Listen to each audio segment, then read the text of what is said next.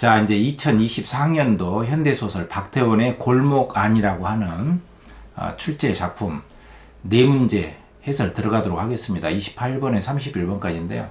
출제는 굉장히 현대소설 전공쌤이 굉장히 골고루 잘 출제를 한 겁니다. 여러분들 최근 출제 동향이기 때문에 설명 잘 들으셔야 됩니다. 제가 어떠한 그 해설 자료 이런 거 다 뭐 참고 일치하지 않고 제가 제 시문만 가지고 여러분들이 문제를 어떻게 풀 것인가에 대해서 그 해결의 방식을 자세하게 알려드리겠습니다. 강의를 잘 듣기 바랍니다. 현대소설의 가장 큰 특징은 고대 고전 소설처럼 그러니까 거대한 사건이 나오지 않잖아요. 그래서 그 일상적인 인물들의 그 섬세한 내면의식, 뭐 큰 사건도 아닙니다. 그래서 여러분들이 이 제시문 읽다 보면은 이게 무슨 뭐 어떤 이야기인지, 인물들이 도대체 뭐 너무나 그 일상적인 인물들이잖아요. 뭐 영웅도 아니고 또 그 아주 비참한 사람 이야기도 아니고, 그래서 흔히 볼 수 있는 어떤 뭐 골목 안에서 옹기종기 모여 사는 그 사람들의 그 일상사, 한마디로 화장실에서 문을 잠궈 가지고 나오지 못한 양서방이 아내가 그 갑순이 할머니를 오해해 가지고 네가 내 남편을 나오지 못하게끔 잠옷을 채운 것 아니냐, 이런 거. 어떻게 보면 굉장히 사소한 갈등 의식을 가지고 표현했기 때문에 여러분들이 소설을 읽어낼 때 굉장히 대단한 사건인 줄 알고 읽다 보면은 이게 도대체 무슨 내용인지를 알지 못하는 그런 경우가 생긴단 말이에요. 그래서 여러분들이 이 현대소설 출제 경향을 잘 아셔야 됩니다. 그래서 4개의 문제는 이제 골고루 출제를 잘 했어요. 28번은 그 전체적인 내용을 물었고, 29번 같은 경우는 A에서 C, 부분의 문제를 물었단 말이에요. 30번은 이제 중심 인물이 따로 없습니다, 여기서는. 그러니까 뭐 일상사에서 흔히 볼 수 있는 그 평범하고 오히려 그 하찮은 인물들의 이야기예요. 주로 이제 그 갑득어미하고 갑순이 할머니와의 그 갈등. 그렇다면 갑순이 할머니하고 갑득어미가 이제 중심 인물이라고 볼 수가 있겠는데, 이 30번 같은 문제는 돌연 이 갑득어미하고 갑순이 할머니하고의 그 관계를 낸 게 아니에요. 오히려 갑순이 할머니의 남편 집주름 영감하고 그 갑득어미의 남편 그 양서방, 그러니까 양서방하고 집주름 영감이라고 하는 주변부 인물을 가지고 출제를 한 거란 말이에요. 그러니까 워낙 하찮다기보다는 굉장히 그 소시민적인 일상인들의 이야기를 했기 때문에 이제 주변, 그 중에서도 주변에 속하는 그런 집주름 영감과 양서방이라는 인물을 택해 가지고 출제를 해버리는 거예요. 그러니까 여러분들이 어떤 가닥을 잡기가 힘들었을 수도 있으리라는 생각도 들어요. 근데 이게 여러분들이 현대소설을 읽어내는데 이게 현대소설의 어떤 그 본질적인 문제다. 그걸 여러분들이 좀 인식을 했으면 좋겠습니다. 그리고 마지막에 이제 31번 문제가 하이라이트 문제입니다. 이게 혼성 시점 문제거든요. 여러분들이 제 해설 강의를 들으면서 이제 이 문제가 혼성 시점이라는 이야기는 어떤 데에서도 들어본 적이 없을 거예요. 판소리기의 소설에서 많이 나오는데 이게 서술자의 시각이나 시점을 낸 거예요. 그러니까 서술자의 시점으로 볼 수도 있고 인물의 시점으로 볼 수도 있고 짬뽕이 됐단 말이에요. 그래서 이 이야기를 31번 문제 해설을 잘 들으시고, 일단 현대소설을 이해할 때는 무조건 이제 갈등 중심으로 봐야 된다는 거는 이야기 많이 들었잖아요. 갈등이 있어요. 하고자 하는 욕구와 자기 뜻대로 되지 않는 어떤 현실과 다른 인물들 사이에 어떤 충돌들이 있단 말이에요. 이해관계도 있고 괜히 보기 싫은 사람도 있고, 그 갈등의 원인이 또 있겠죠. 또 인물과 인물들 사이에 어떤 관계도 있겠죠. 그리고 그러한 갈등이 일어나게 된 원인이 있겠죠. 결과가 있겠죠. 그 갈등을 일으키게 된 동기도 있을 것이고, 또 그 백그라운드, 배경도 있을 것이고, 또 제시문의 성격이 대화 중심이냐, 설명 중심이냐, 또 묘사 중심이냐. 이 묘사라는 것도 심리 묘사, 행위 묘사, 외양 묘사 굉장히 다양하단 말이에요. 근데 여기에다가 지금 인재만 말한 서술자의 시각, 인물의 시각, 이것이 짬뽕이 된 혼성 시점까지 문제를 출제를 했으니 굉장히 현대소설 전공자가 마음먹고 출제를 한 것이다. 여러분들이 일반적으로 소설 공부를 하는 방식으로 이 지문을 봤다면 혼란스러울 수밖에 없겠죠.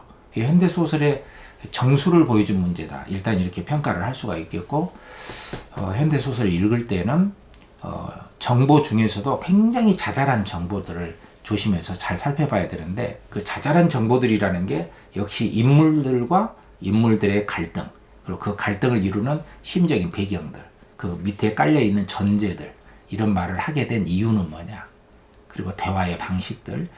그러니까 굉장히 비문학처럼 많은 정보는 아니잖아.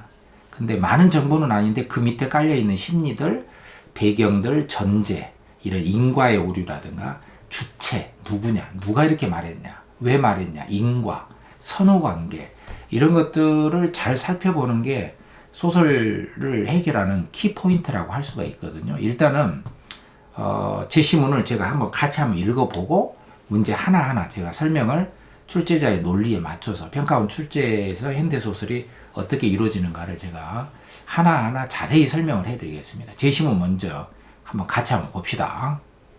자, 박태원의 골목안 제 시문을 한번 읽어보도록 하겠습니다. 여러분들, 이 박태원 작가는 여러분들 수능에서 계속 다루지는 작가예요. 최명익과 더불어서 세태 묘사, 내면 심리에 탁월한 작가입니다. 모더니즘 계통의 대표적인 소설가고요. 이상과 더불어서 시로는 정지용, 또 소설의 이태준, 김유정, 우리나라 현대문학을 이끌었던 대표적인 사람들은 30년대부터 나오기 시작했어요. 그래서 모더니즘, 현대적 기법으로 작품을 창작해낸 사람들이 우리나라에 이제 대거 등장하게 되고, 그야말로 이제 현대소설의 출발이에요. 20년보다는 30년대가 출발이기 때문에 계속 나옵니다.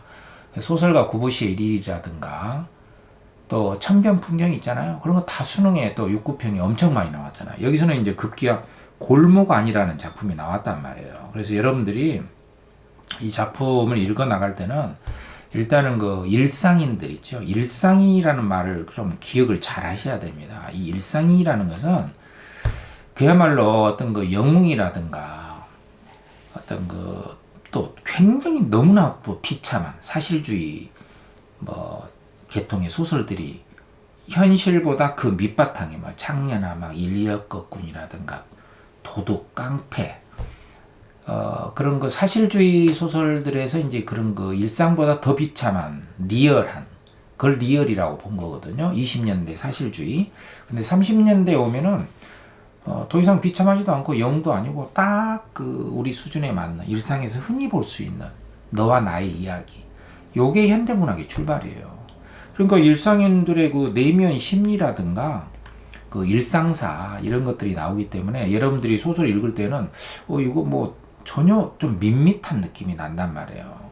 그래서 여기 나오는 인물들 같은 것들도 여러분들 눈에는 별거 아닌 것 같아서 그냥 스킵 될 수가 있거든. 그렇지만 그런 인물들이 바로 모더니즘 소설의 주된 경향이고, 이것이 바로 여러분들이 흔히 말하는 세태 있죠. 세태. 세상의 모습. 이 세태를, 세상의 모습을 그대로 드러낸 소설들이기 때문에 그래서 오히려 더 주목을 해야 되고, 그래서 출제가 되는 거예요. 그러니까 밋밋하다고 넘어가면 안 되고, 무슨 말인지 알겠죠? 자, 같이 한번 읽어봅시다. 자, 제 시문은 이제 A4 용지 절반에 한 장의 절반 정도가 나오니까 주목해서 이 첫째 대목을 잘 읽어야 돼. 그러니까 인물들 나오면 진짜 체크잉을 잘 하셔야 됩니다. 그냥 여러분들 심장을 빗으로 팍팍 찌르고 총알 맞은 것처럼, 총 맞은 것처럼 따끔따끔 그런 내용이 없어요. 그냥 밋밋해. 그러니까 오히려 낯설게 읽어줘야 되는 거예요. 주의 집중해서. 자, 한참 정의와, 이 정의가 나온단 말이에요. 그 정의가 누군지 설명이 안 됐잖아. 그냥 읽어봐야 돼요. 그러니까 무슨 소설 줄거리라든가 시대적 배경이라든가 이런 거 아무 필요가 없어요. 현대소설은 그냥 그대로 읽어줘야 됩니다. 단 놓치지 마라. 인물, 정의와 별의별 말이 다 오고 가고 했을 때 그러니까 정의가 이제 누군가 이야기했을 거 아니야. 불단집에서 이제 불을 단 집인데 그때 당시에 뭐 등불을 단 집이 그리 흔치는 않았나 봐. 좀 부잣집이라고 봐야 돼. 어쨌든 불단집이라고 하는 이런 공간이 있는데 여기에서 막 설거지를 하고 있던 갑순이 할머니가 여기서 이제 일하는 사람이란 말이야. 어떤 그 불단집에서 일을 하러 왔겠지. 이 갑순이 할머니가 튀어나왔어. 그리고 이 갑득이 어미는 이 인물들의 이름도 좀 비슷하잖아. 그 조심해야 돼요. 그 벌써 이제 3명 인물 나왔잖아. 정의, 갑순이 할머니, 갑득이 어머니. 그 초반부에서 이 3명을 놓쳐버리면 안 된다니까. 주인공이 따로 없어요. 그러니까 이런 일상인들이 주인공이야. 우습게 보지 말라니까. 이 일상인들을 우습게 보지 마세요. 그래야 현대 소설을 이해할 수가 있다. 무슨 말 알겠죠? 갑득이 어머니. 이 3명이 나온 걸 놓치고 다른 주제를 찾으려고 하면 안 돼. 주제가 없어요. 이 3명을 떠나서는 주제가 없다. 이런 하찮은 인물들을 떠나서는 현대소설의 주제가 따로 없다는 이야기예요. 무슨 말인지 아시겠죠? 이런 인물들을 놓치지 말라는 거예요. 그래서 1, 2, 3 이렇게 표시를 하세요. 갑득이 어미는 경우에 따라서는 이들 모녀를 상대하면서도, 그러니까 이 관계가 나오잖아 지금. 그들 모녀가 누구냐면은 바로 이 그들 모녀가 여기 나왔잖아. 정의하고 갑순이 할머니단 말이에요. 그러니까 여러분들이 이해하기 좋게 내가 천천히 한번 읽어줄게요. 이런 식으로. 그러니까 현대소설을 이해할 때 어떤 사람은 이 국문학을 전공하지 않은 어떤 강사들은 이렇게 제가 이렇게 유심히 보잖아요. 그럼 막 무슨 논문 같은 거 찾아가지고 또 뭐 네이버에 무슨 뭐 잔뜩 뭐 줄거리 뭐 시대 배경 막 이런 거 해가지고 막 그 소설의 3요소 뭐 해가지고 소설 이론 공부한답시고 수능은 그런 게 아니에요. 여러분들 보면 알잖아요. 수능에서의 문학이라고 하는 것은요, 어떤 그 도식적인 틀에 따라서 그런 거 외형적인 어떤 조건들을 가지고 그런 이론적인 틀에 맞춰서 문제를 내는 게 아니에요. 새로운 적용과 응용 문제, 대응, 논리, 있는 그대로의 정보를 그대로 찾아가지고 어떤 그 인과법에 따라서 나와 있느냐의 문제도 내고 미루어 알 수, 이끌어낼 수, 이런 추론 문제도 낸다는 이야기야. 그러니까 그런 걸 다 떠나서 여러분들은 지금 이렇게 읽는 법을 내가 어떻게 읽는가를 한번 보세요. 전공자나 진짜로 수능 문제를 출제할 수도 있고 직접 해설할 수 있고 직접 이렇게 강의를 하는 입장에서 보면은 막 어떤 거 도식적인 틀 아래서 문제를 강의를 하고 이해하는 것은 전혀 수능 문학이 아니다는 이야기야. 개념 같은 걸 알아도 그 개념을 도식적으로 접근해서는 안 돼요. 좀 이따 다시 그 이야기를 할게요. 선지를 보는 법에서. 그러니까 여기 나오잖아. 이 정보가 이렇게. 이 제시문은 충분히 이 안에서 정보를 알 수 있게끔 되는 거야. 다른 데에서 끌어와서 내용을 파악할 수 있게끔 안 내요. 수능 문학은. 이게 그들 모녀라고 그러잖아. 갑득이 어미가 따로 있고 그들 모녀라고 있으니까 갑득이 어미 입장에서 그들 모녀라고 하는 것은 지금 정의하고 갑순이 할머니밖에 더 있어요? 이런 관계 속에서 인물 관계를 이해를 해야 되는 거지. 당연한 거 아니에요? 그들 모녀를 상대하면서 할 말이 궁하지는 않다. 은근히 마음의 준비가 있었던 것이다. 그러니까 이게 내면 심이란 말이야. 그러니까 내면 분석을 하고 있어. 이게 3인칭 전지적 작가의 시점이라는 거야. 그러니까 갑득이 어미가 정의하고 이제 무슨 말다툼을 했나 봐. 그걸 듣고 이제 갑순이 할머니가 뛰쳐나온 거야. 그 자기 딸을 이제 나무래기 시작한 거죠. 그러면서 이제 갑득이 어미는 이들 모녀를 두고도 내가 할 말이 없지는 않다. 내가 너희들은 상대할 수 있다. 이렇게 생각을 했다는 거 아니야. 그러니까 이 처음 대목에서 지금 어마어마한 정보가 나와 있는데 여러분들이 이게 어마어마한 정보라는 걸 모르면은 소설을 해석할 수가 없는 거야. 인물들부터 정리를 하세요. 무슨 말 얘기죠? 이렇게 마음의 준비를 하고 있었어. 갑득이 어미가. 아니 너희들 상대할 수 있다. 근데 뜻밖에도 누구 입장에서? 이 갑득이 어미의 입장에서 뜻밖에도 갑순이 할머니가 자기 딸의 역성이라는 건 일방적인 편을 드는 거야. 자기 딸이 누구야? 당연히 정의잖아, 정의. 정의하고 갑툭이 어미가 이야기를 하고 있다가 정의의 엄마인 갑순이 할머니가 나와가지고 갑툭이 어미가 볼 때 갑순이 할머니가 자기 딸 편을 든다고 생각을 했는데 뜻밖의 자기 딸 편을 들지 않고 기억. 애초에 네가 정의잖아. 말 실수를 한 게 잘못이지. 남을 탈해서 뭐하냐. 이게 모두 모양만 숭없고 그러니까 모양만 좀 안 좋다. 흉하다 이거죠. 흉측하다. 글쎄 그만하고 들어가. 네가 잘못했어. 네 잘못이야. 그리고 느닷없이 갑순이 할머니가 자기 딸을 공격을 하는 거야. 자기 딸을 이렇게 보호하려고 한 것이라고 갑툭이 어미는 생각했는데 갑자기 딸을 공격하고 야 그만해. 닥쳐. 네가 잘못했어. 하고 딸을 나무래면서 막 공격을 하는 거야. 그래서 도리어 딸을 나무라는 것을 갑툭이 어미는 그 당장에는 기가 솔깃해가지고 어이? 자기 딸을 나무라네? 그럼 내가 이겼나? 해가지고 그렇지. 자기 자신이 자기가 먼저 말을 했지. 이 자기라는 게 바로 이제 정의가 되겠지. 갑툭 어미하고 말다툼했던 사람이 정의밖에 더 있어요? 근데 이렇게 상황 속에서 인물관계를 파악해야 돼. 이 연습을 통하지 않고서 무슨 줄거리 시대 배경 EBS니 BBS니 아무 소용 없어요. 이 안에서 이 내적인 논리를 통해서 나와 있는 대로 파악하는 연습을 해야 된단 말이죠. 지가 먼저 말을 했지. 나야 그저 대꾸만 한 죄밖에 없으니까 잘했든 못했든 자기가 시초를 애초에 말을 그렇게 끄집어낸 것이 자기 자신이 이게 정의를 말하는 거야. 지가 먼저 한 것이니까 하고 뽐내도 보았던 것이지만 나중에 깨달으니까 누가? 항상 주체를 봐. 누가 깨달았다? 갑툭 어미가 이제 나중에 깨달았다는 거 아니야. 누구 말을 듣고. 지가 잘못했지. 정의가.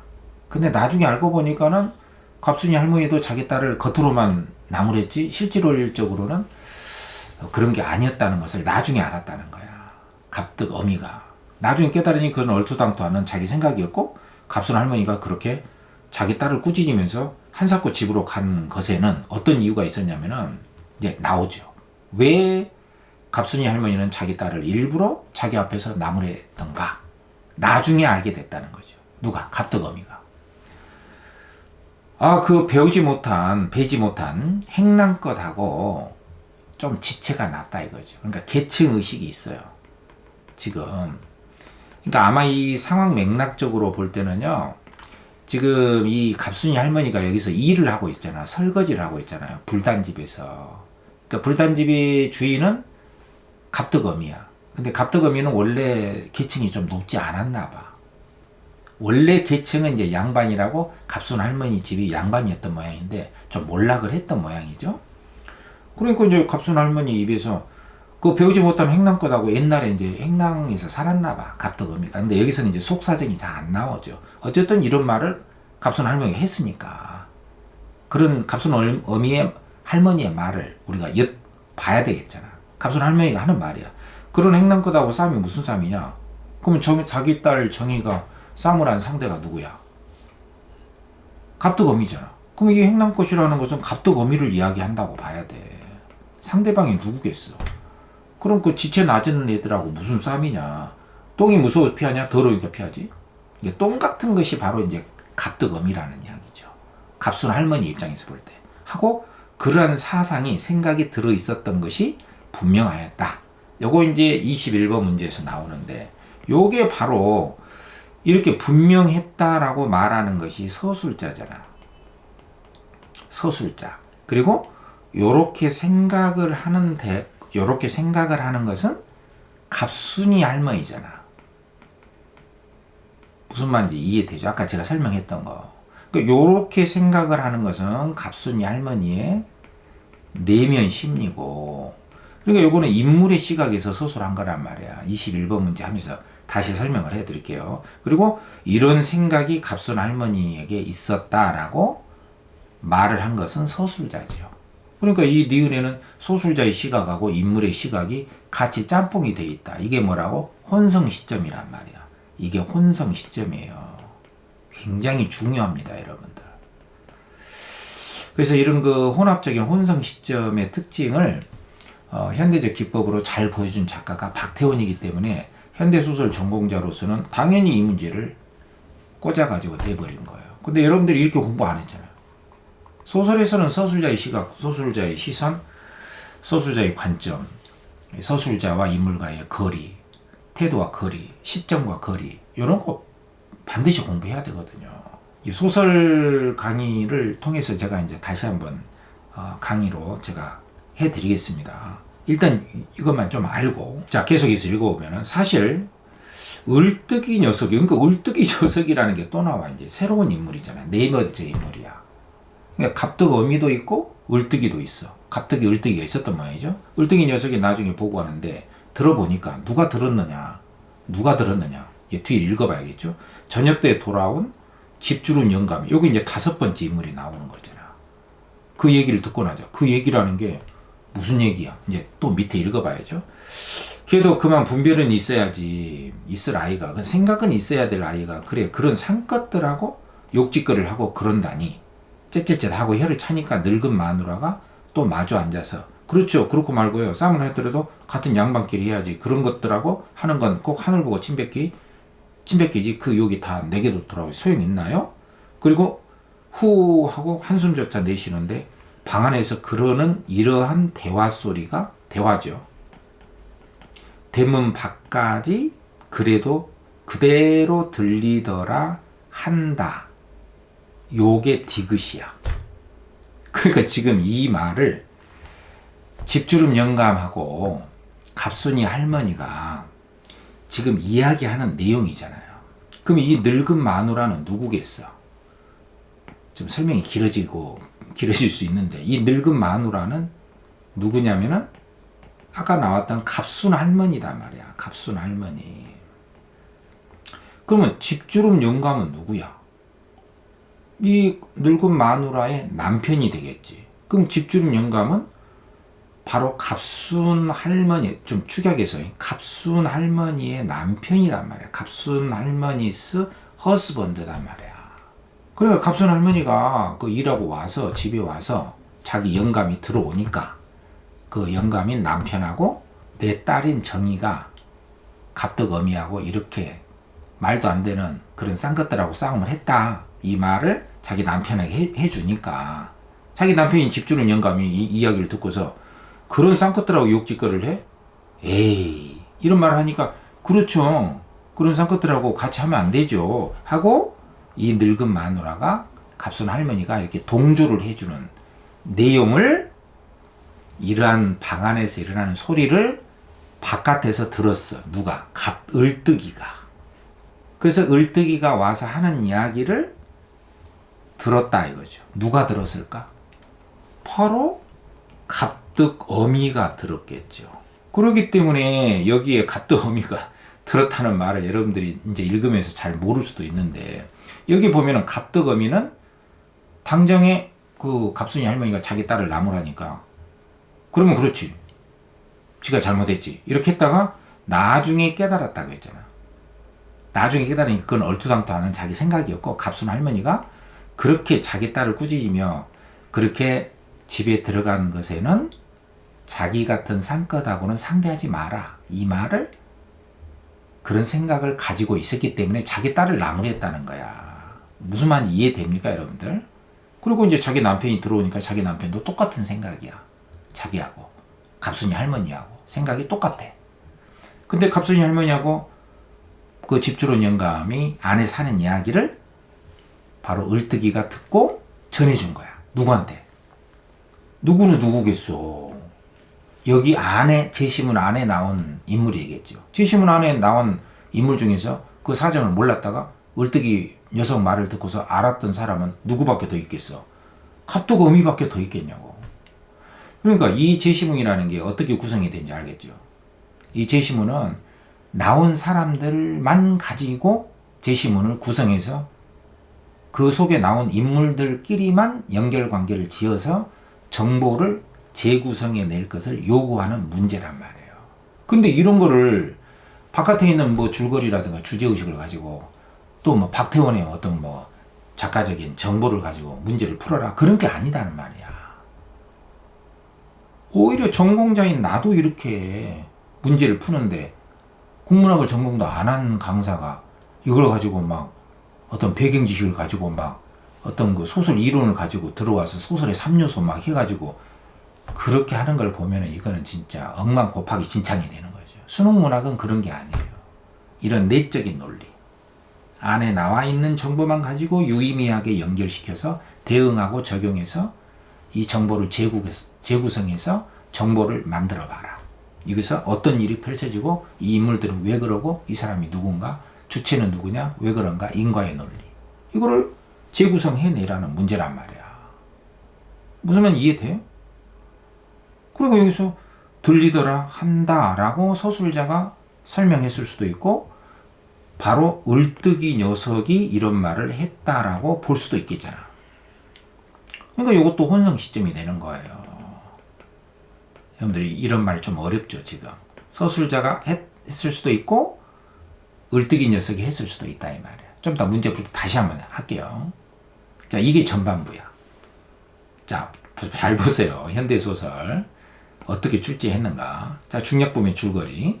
자, 요런 일이 있었고 골목 안에 9가구가 공동 변소처럼 쓰는 불단집 소유의 뒷간이 있단 말이야. 이 뒷간은 이제 공동 변소처럼 누구나 다 써.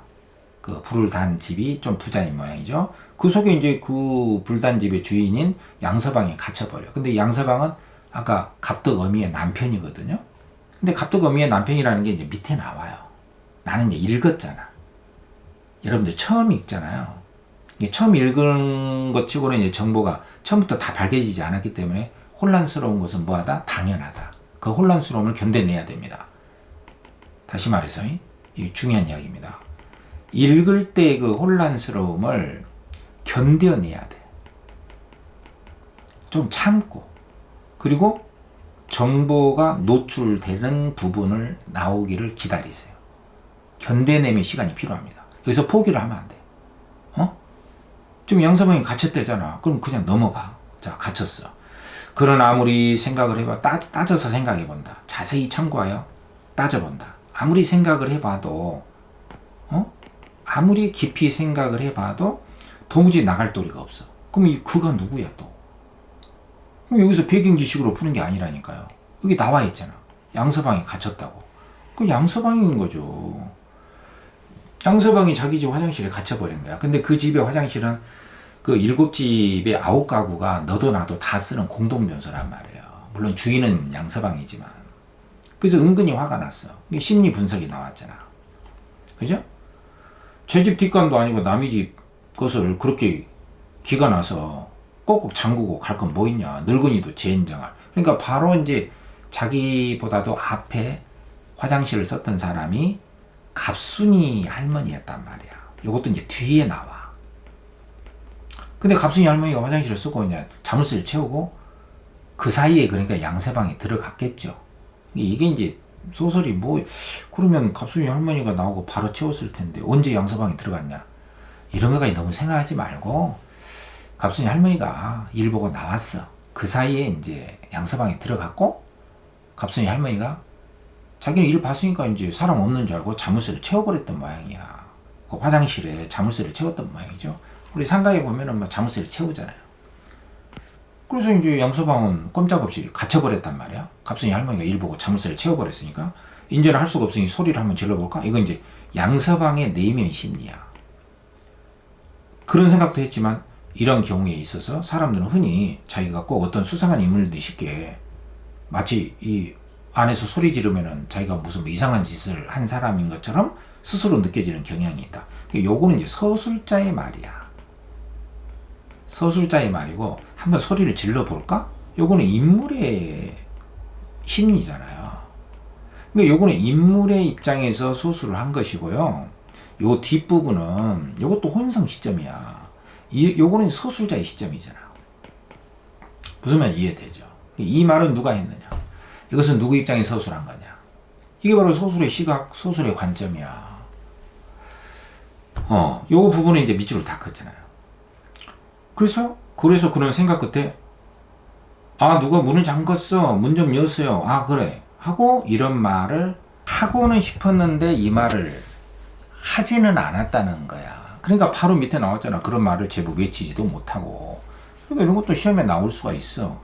그러니까 심리적으로는 이런 말을 하고 싶었다. 그러나 사실적으로는 하지 못했다는 거야. 그러니까 양서방도 이제 약간 조금 뭐 위축된 인물인지 아닌지는 못하지만은 알 수는 없지만 진짜 확확 자기 심리를 막 즉각적으로 표현하지 못하는 약간 머뭇거리는 인물임을 알 수가 있죠. 물론 이제 창피하기도 했겠지. 안에서 막 문 열어라 하기가. 어쨌든 외치지도 못하고 그저 중얼대면서 한참이나 문을 잡아 흔들어서 자물쇠 소리만 덜그덕거렸던 것이다 라고 서술자가 설명을 해주고 있는 거야. 양서방이 문에 갇혔던 그 상황이죠. 지금 을뜨기한테 저의 아버지가 여기서 이제 모든 게 다 밝혀지겠죠. 밝혀지고 있잖아. 갑뜨기, 을뜨기 이런 애들은 누굴까? 바로 갑뜨기 어미니까. 또 양서방은 이들의 아빠란 말이야. 이게 부고 이게 뭐야. 갑뜨기 을뜨기는 자식들이고. 그러니까 그 자식의 이야기를 통해서 갑순이 할머니가 벌써 자기들을 이 갑덕어미나 양서방을 그런 행남 것들로 보고서 자기 딸한테 그런 행남 것들하고 싸우지 마라라고 자기 딸한테 이야기했다는 것도 뭐야? 자기 자식한테 들어서 한 거죠. 이 을뜨기 녀석한테 들어서 한 거죠. 을뜨기 녀석이 그 말을 듣고 이제 자기 엄마한테 이야기를 했겠잖아. 그래서 갑덕어미가 자기 생각이 잘못됐다는 걸 알았다는 거지. 자기 딸이 진짜 잘못했기 때문에 자기 딸을 꾸짖었구나. 그렇게 생각을 했거든. 근데 그런 게 아니었더라 이거죠.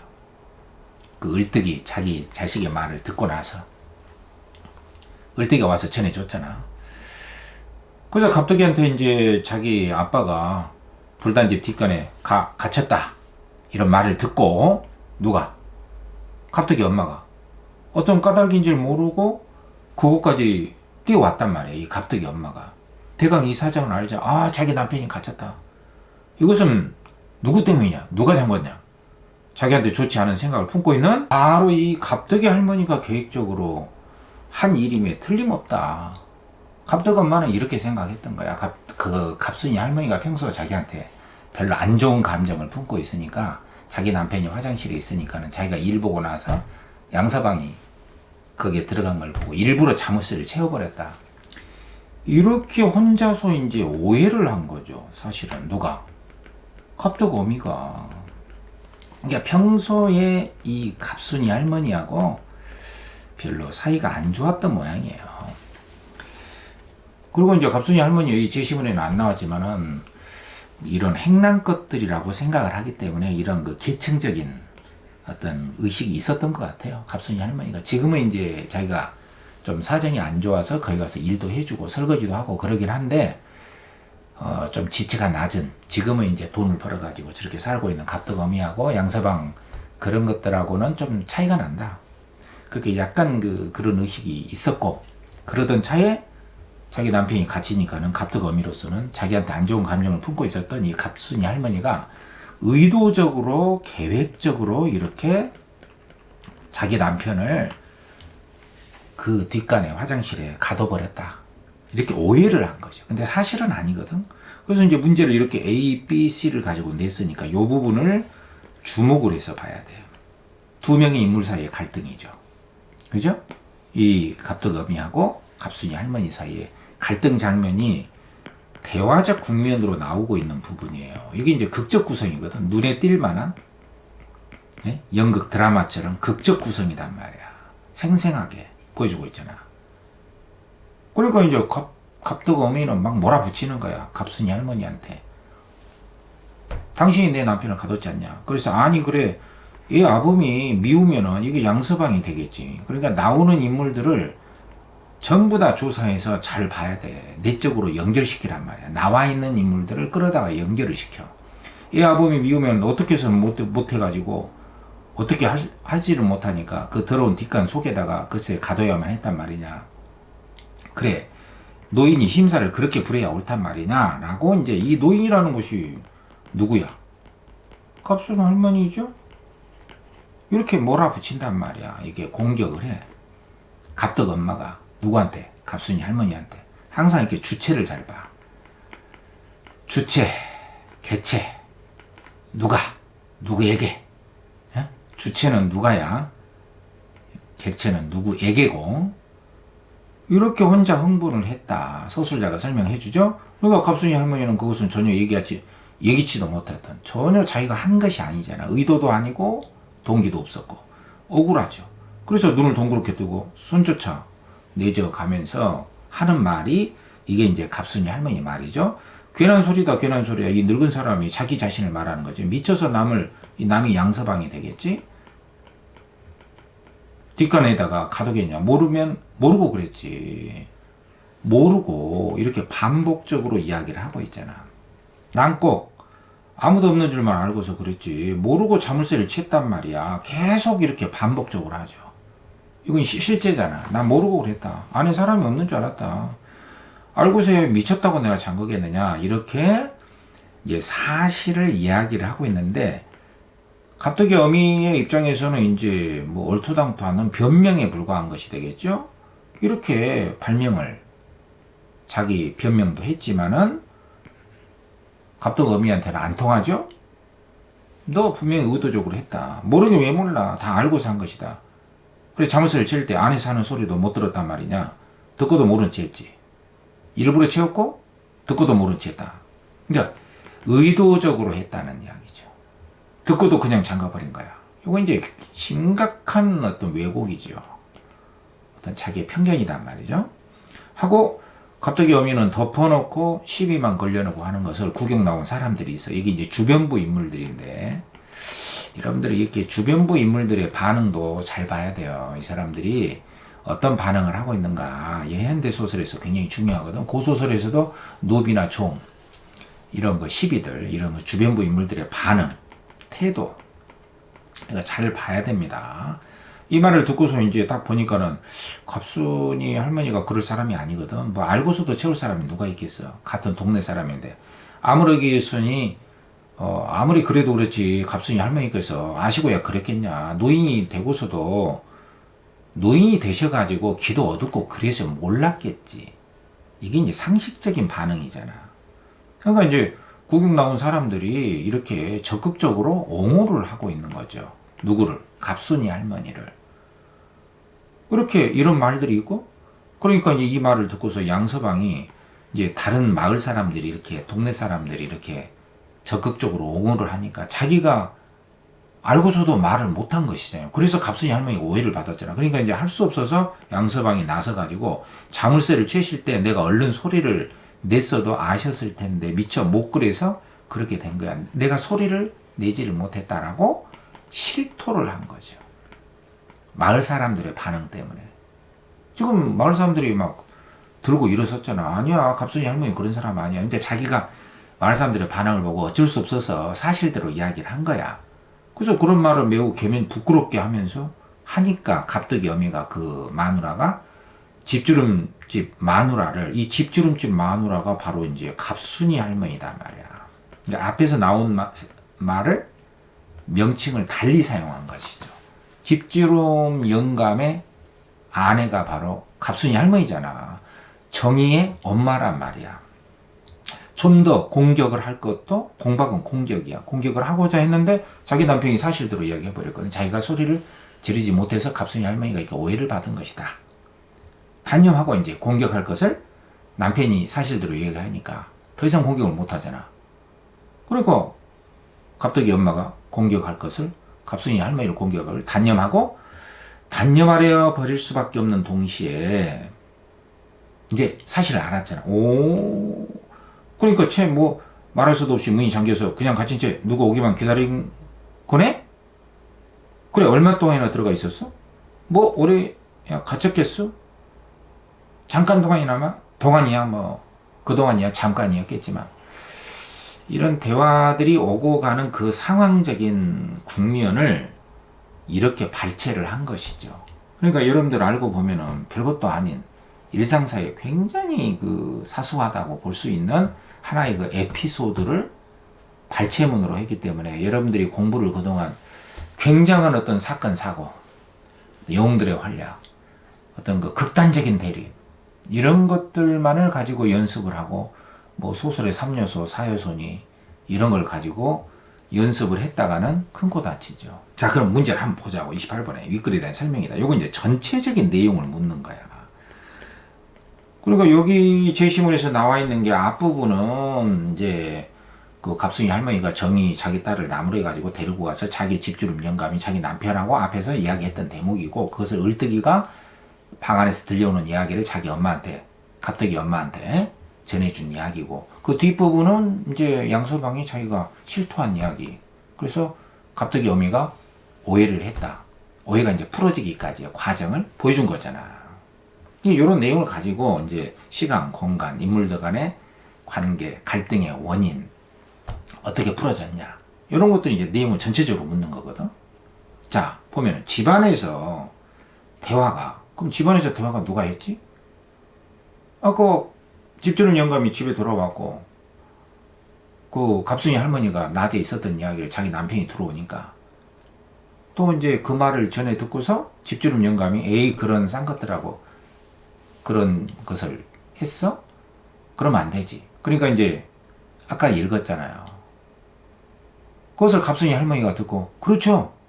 그런 쌍꺼들하고 그런 대화를 하면 안 되죠. 라고 이제 맞장구를 쳤잖아.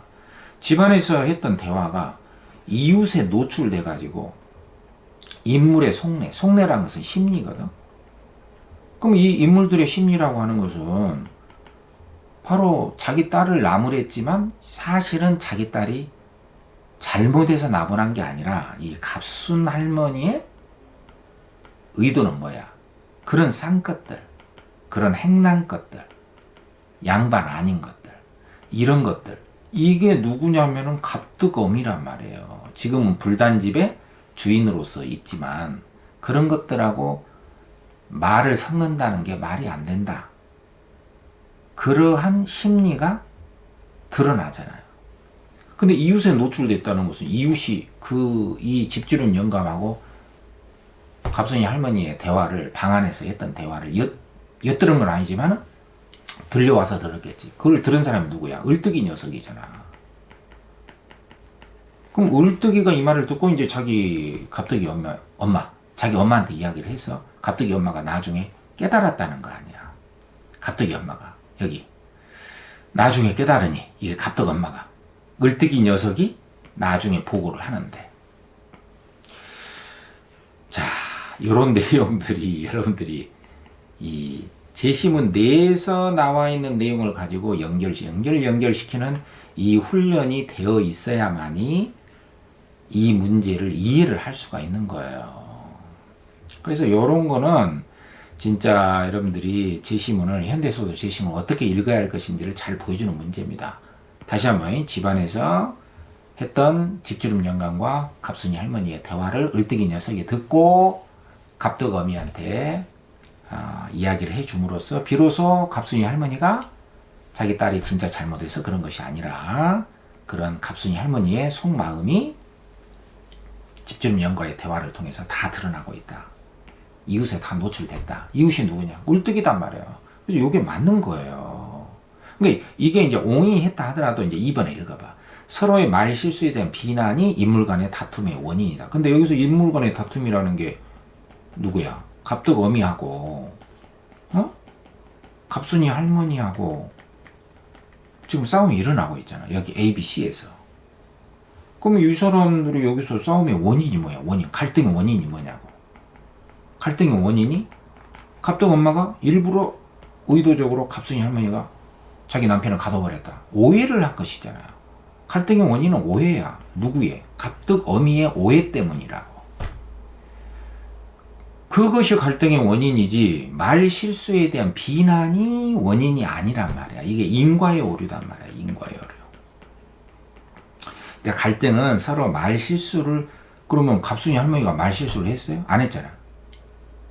말 실수를 누가 한 거야? 말 실수를 한 사람이 없어요. 여기서 말실수를 한 것 때문에 너 말실수했어. 그것 때문에 서로가 막 그것 때문에 다툼의 원인이 된 게 아니라니까. 인과의 오류야. 무슨 말인지 알겠죠? 왜 갈등이 일어났냐? 그것은 갑도가 어미가 오해를 한 거야. 갑순이 할머니가 일부러 그랬다고. 그 다음에 3번에 이웃의 갈등을 옆에서 지키고 있는 인물들. 이게 이제 주변부 동네 사람들이잖아. 그 사람들이 냉담해. 싸늘하게 아주 차갑게. 그게 아니잖아. 여기서 적극 동조를 하고 있잖아. 적극 옹호를 하고 있어요. 갑순이 할머니가 그럴 사람이 아니다. 그래서 이웃 사람들의 이 반응과 태도, 주변부 인물들의 반응과 태도, 이게 중요합니다. 이거 틀렸잖아. 무슨 말인지 아시겠습니까, 지금? 굉장히 문제 잘 낸 거야. 그 다음에 이웃을 무시하는 인물들의 차별적 언행을 함께 견뎌내려는 사람들. 근데 그 결단, 확고한 태도, 결연하다, 확고하다, 의지가 있다. 근데 뭐 함께 누가 견뎌내? 그런 건 아니고, 또 이웃을 무시하는 인물의, 물론 이제 이웃을 무시한다. 누가 누구를 공격하는 거야? 이 갑덕의 어미가 갑순이 할머니를 공격을 하고 있잖아. 약간 무시를 하고 있죠. 근데 실제로 속마음은 갑순이 할머니가 갑덕 할머니를 상것들이라고 무시를 하고 있죠. 그러나 겉으로 보기에는 갑덕 어미가 일방적으로 공격을 하고 있잖아. 그러니까 이웃을 무시하는 인물은 갑덕 어미라고 볼 수가 있어. 갑덕 어미. 그런 차별적 언행을, 근데 갑덕 어미가 이제 갑순이 할머니를 막 공격하니까 갑순이 할머니 쪽에서 그래도 이 고난을 함께 견뎌내자. 그런 것은 아니야. 그런 사람이 없잖아. 물론 갑순 할머니를 그럴 사람이 아니다라고 옹호를 했지만 함께 고통을 견뎌내자. 그런 건 아니다 이 말이야. 무슨 말인지 알겠죠? 아니고. 그 다음에 5번에 공경에 빠진 가족의 상황을 다른 가족에게 전한 것이 이웃 간 앙금을 씻는 계기다. 그럼 이웃 간 앙금을 씻는 계기라는 것은 오해가 풀렸잖아. 오해가 풀렸다. 누가 누구를 오해했냐? 갑덕 어미가 오해를 했잖아. 갑순 할머니가 의도적으로 했다고. 그것은 양서방이 실제로 말을 했기 때문에 갑덕 어미의 오해가 풀렸잖아. 그래서 양서방의 실토로 인해서 갑덕 어미가 오해가 풀리게 됐지. 공경에 빠진 가족의 상황을 다른 가족에게 전했기 때문에, 이렇게 공경에 빠졌다. 누가 누구한테 이렇게 공경에 빠졌다고 전했어. 그런 걸 전한 사람은 없어. 을뜨기가 이렇게 말을 하더라. 집주름 영감하고 갑순이 할머니가 그런 행난 것들하고 그렇게 말다툼하면 안 되지. 이런 말을 자기 엄마한테 이야기를 했죠. 그래서 이제 갑덕 어미가 사정을 한 거죠. 저 사람이 우리를 행난 것들이라고 무시를 하고 있구나. 갑순이 할머니가. 그렇게 알게 된 것이지. 그럼 어떤 이렇게 공경에 빠졌다. 그렇게 말을 전해가지고 그것 때문에 앙금이 씻어지게 된 것은 아니다 이 말이야. 앙금이 씻어지게 된 거는 한마디로 이 갑덕 어미가 자기 남편의 말을 듣고 오해가 풀렸기 때문에 앙금이 오해가 좀 풀렸다면 풀렸겠죠. 이건 인과의 오류에 이것도 안 맞다 이거죠. 그래서 답은 1번밖에 없는 거예요. 근데 이 1번이 굉장히 포괄적으로 서술이 된 거야. 포괄적으로. 집안에서 대화 누가 했냐? 갑순이 할머니하고 집주름 영감이 그걸 들었다. 을떡이가. 그래서 자기 엄마한테, 갑덕이 어미한테 전해줬죠. 그래서 갑순이 할머니가 이렇게 생각하고 있다는 것이 갑덕 어미한테 알려지게 된 거죠. 그래서 갑덕 어미는 자기가 평소에 갑순 할머니가 자기한테 좀 안 좋게 생각하고 있다는 걸 알았기 때문에 오해도 그렇게 한 거란 말이야. 지금 계속해서 제가 설명을 이렇게 하고 있는데 여러분들 무슨 문제인지 알겠습니까 이거? 자, 28번 문제였고, 그 다음에 29번은 A씨단 말이야. A는 이제 갑덕 어미가 공격을 하고 있는 대목이고, B는 갑순 할머니가 이제 변명을, 이게 실제죠. 나 모르고 했다. 한 것이고, C는 이제 더 공격을 하고 있단 말이야. 갑덕 어미가. 모르긴 몰라. 알고 했잖아. 이렇게. 아까 읽었잖아요. 그러니까 1번. 적절치 않은 것이니까. A에서 인물이 이제 갑덕 어미겠지. 상대의 행위가, 상대가 바로 이제 갑순이 할머니겠죠. 갑순이 할머니라는 상대가 옳지 않다. 일부러 채웠다. 그래서 알고 됐다. 일부러 했다. 반복적으로 추궁을 해. 그래서 상대가 상대가 갑순이 할머니잖아. 갑순수 할머니잖아. 잘못됐다. 분명히 밝히고 있다. 맞잖아. 그래서 반복적으로 추궁했다. 이것도 이제 확인을 해보면 돼. 여기 A에 보면은 갑덕어미가 그 더러운 뒷간속에다가 가둬야 했단 말이냐, 그렇게 부려야 옳단 말이냐, 그렇게 했단 말이냐, 그래야 했단 말이냐, 이런 식으로 반복적으로 갑순이 할머니를 향해서 계속 몰아붙이고 있잖아요. 근데 뭐 반복적으로 추궁을 안 해서 이게 답이다, 그런 식으로 답을 설정하지는 않아요. 그러니까 이런 것은 반복적으로 뭐 그렇게 해야 했단 말이냐, 그래야 했단 말이냐, 이런 식으로 뭐 나온 것은 뭐 크게 문제 삼을 필요는 없어요. 중요한 것은 뭐냐면은 주체, 누가 누구한테 의도적으로 했냐, 갈등의 원인이 뭐냐, 요런 것들이 이제 핵심 내용이 되는 것이잖아.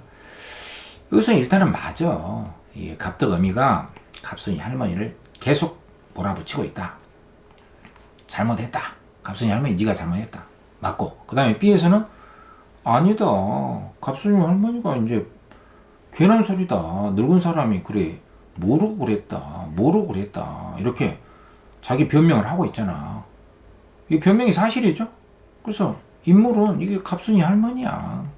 갑순스 할머니가 상대 주장, 여기서 상대라고 하는 것은 이제 갑득스 어미를 말하는 것이죠. 그 사람의 주장이 사실과 다르다. 모르고 그랬다. 반복적으로 자신의 억울함, 나 억울하다 말하고 있고, 맞고. 그 다음에 3번에서는 모르긴 뭘 몰라 하고 다시 반복적으로 갑덕어미가 갑순이 할머니를 몰아붙이고 있잖아. 그래서 이 인물이라고 하는 것은 이제 갑덕어미가 되겠죠. 갑덕어미가 자기가 추측한 것을 바탕으로 해서 상대방, 이게 이제 갑순이 할머니잖아. 신뢰하기 어렵다. 반박하면서 상대의 반응에, 이 갑순이 할머니잖아. 나 모르고 그랬다. 그런 반응에 아랑곳하지 않고 모르긴 뭘 몰라. 거짓으로 했다고 몰아붙인다. 이거죠. 맞잖아. 그 다음에 4번에 A에서 인물이 누구야? 지금 몰아붙이고 있는 주체, 그 주체가 누구냐? 갑덕어미잖아. 갑덕어미가 상대, 갑순 할머니의 행위, 동기, 일부러, 계획적으로, 의도적으로 했다. 비난, 공격을 하고 있고, B에서는 이제 갑순이 할머니가 아니다. 나 모르고 그랬다. 한 것은 맞는데, 자물쇠를 채운 것은 맞는데 모르고 그랬다. 이 인물이 이제 갑순이 할머니잖아. 갑순이 할머니가 상대, 갑덕어미의 비난을 파악하지 못한 게 아니라 알고 있냐 모르고 있냐. 아, 저 사람이 갑덕어미가 내가 의도적으로 했다라고 지금 공격하고 있다는 것을 알아 몰라. 이미 알고 있죠. 근데 갑덕어미의 그 공격의 실상을 지금 파악하지 못했다고? 아니야. 이미 알고 있어. 파악하지 못한 것이 아니에요. 이건 틀린 거고. 상대가 왜 비난하고 있는지를 알고 있잖아. 의도적으로 했다. 이렇게 몰아붙이고 있다는 걸 알고 있죠. 그러나 비난을 알지 못했다고 했기 때문에 이건 틀린 것이고, 자신의 행위에 대해서만 인정을 한다. 이건 맞죠. 행위. 자물쇠를 채웠죠. 채운 건 맞다. 그러나 의도적으로 그런 건 아니다. 라고 변명을 하고 있기 때문에 상대의 비난을 파악하지 못했다는 것은 사실과 틀렸기 때문에 4번이 틀려서 답이란 말이에요. 그러니까 의도가 맞냐, 의도를 알고 있느냐, 상대방의 비난의 실상을 알고 있느냐, 모르고 있느냐. 근데 상대방인 갑덕어미는 갑순이 할머니가 의도도 있었고 일부러 그랬고 행동도 그렇게 했다라고 주장을 하고 있는 것이죠. 근데 선지에서는 갑순이 할머니가 상대방의 그 비난의 내용을 전혀 파악하지 못하고 있다는 것인데 다 알고 있죠. 이건 사실과 틀려서 이게 답이단 말이야. 그러니까 요거는 그렇게 뭐 어려운 문제는 아니야. 난이도가 있는 건 아닙니다. 상대방의 의도, 그리고 실제 행위, 갈등의 원인, 이런 것들을 묻고 있기 때문에 출제의 타당도는 있어요. 이런 게 좋은 문제입니다. 쉽지만 좋은 문제야. 어렵다고 해서 다 뭐 좋은 문제고, 쉽다고 해서 다 좋지 않은 문제가 아닙니다. 그 다음에 5번에 A에서 지금 갑덕어미가 막 몰아붙이고 있잖아. 인물이 상대에게, 갑덕어미의 할머니에게 화를 내고 있죠. 맞죠? B에서 인물은 갑자기 갑순이 할머니죠. 갑순 할머니가 당황하죠. 자기를 방어하죠. 변명을 한단 말이야. 나 모르고 그랬다. 그렇지만 C에서는 갑덕어미가 집중적으로 계속 뭘 모르고 그래 하면서 갈등 상황은 지속이 되기 때문에 맞죠. 자, 29번은 여기까지 하고, 그 다음에 30번은 31번과 더불어서 굉장히 중요한 문제이기 때문에 좀 쉬었다 하겠습니다. 자, 이제 30하고 31번 문제 이어서 한번 살펴보도록 합시다. 굉장히 중요한 문제거든요. 31번 문제가 훨씬 중요한데 먼저 30번부터 한번 살펴보도록 합시다. 30번 문제는 이 집주름 영감하고 양세망이라는 인물에 대한 이해 정보를 묻는 문제잖아요.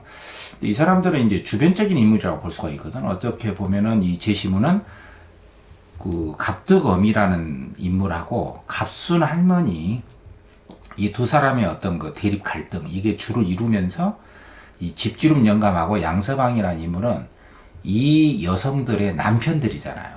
이게 집주름 영감은 우리 갑순이 할머니의 남편이고 갑순이 할머니가 낮에 있었던 이야기를 이제 집에 와서 자기 남편인 우리 집주름 영감한테 이야기를 들려주니까 집주름 영감도 그런 산 것들하고 행난 것들하고 뭐 그런 말다툼을 자기 딸인 정의가 했느냐 이런 말을 하니까 갑순이 할머니도 그렇죠. 그러면 안 되죠 하면서 부부끼리 의견이 일치됨을 확인하는 그런 인물이고 양서방은 바로 그 뒷간에 갇혔다가 소리도 못 지르고 갑순 할머니가 자물쇠를 채우고 가니까 소리도 못 지르던 그런 이유 때문에 그 아내인 양서방의 아내인 갑덕어미가 저거는 우리 남편을 일부러 갑순 할머니가 갇히게 했다 이렇게 오해를 갖게 만들었던 그 인물이 양서방이잖아요. 그러니까 이네들 남편에 대한 정보를 물었던 것은 오히려 어떻게 보면은 그 주변부 인물에 대한 이해와 정보를 물었던 문제거든요. 이런 것도 잘 봐야 돼요.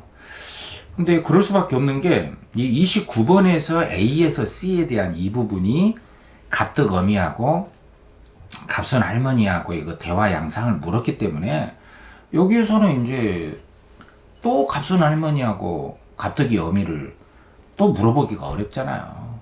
그러니까 여기서는 이제 그들 남편에 대한 정보를 물었던 거야. 그래서 이런 문제의 출제적인 그 배분, 출제의 타당도라든가 이런 것들이 굉장히 그 세심하게 배려된 작품이에요. 그러니까 이런 문제를 뭐 이런 주변부 인물을 왜 냈냐 이렇게 막 투덜투덜 하면 안 됩니다. 이런 주변부 인물에 대한 것도 나올 수가 있다. 그러니까 고소설 같으면은 이 노비라든가 종 있잖아요. 시녀들.